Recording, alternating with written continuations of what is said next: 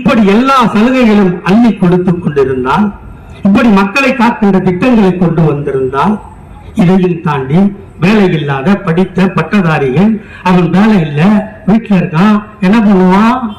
12 மணிக்கு கடை திறந்தா சரக்கு போடதான் செய்வான் இல்லையா? அவனை தடுக்கணும், திருத்தணும்.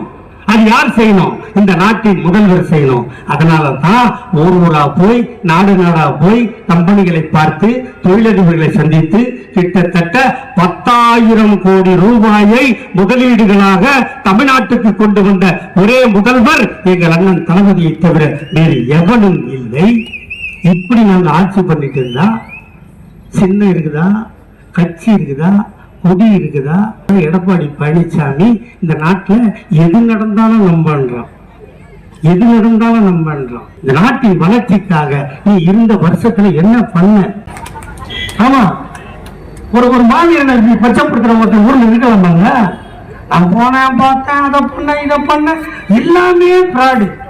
அந்த பொண்ணு, அந்த விஜயலட்சுமி, அந்த பொண்ணு அது கழுவி ஊத்துது பாருங்க, அப்படி ஊத்துது.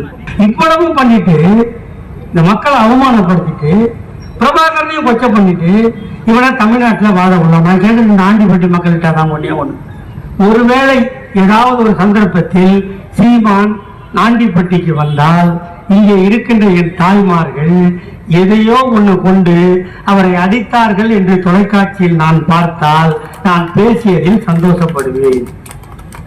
ஏன்னா தப்பு பண்றவங்க இப்படிதான் பண்றான். நம்மளை கேட்கறதுக்கு ஆள் இல்ல, அவசரமா வேலையில ஏறி நின்னா போதும்னு நினைக்கிறான். அவனை கேள்வி கேட்க வேண்டும், தடுத்து நிறுத்த வேண்டும். செய்திகளை உடனுக்குடன் தெரிந்து கொள்ள உடனே சப்ஸ்கிரைப் பண்ணுங்க.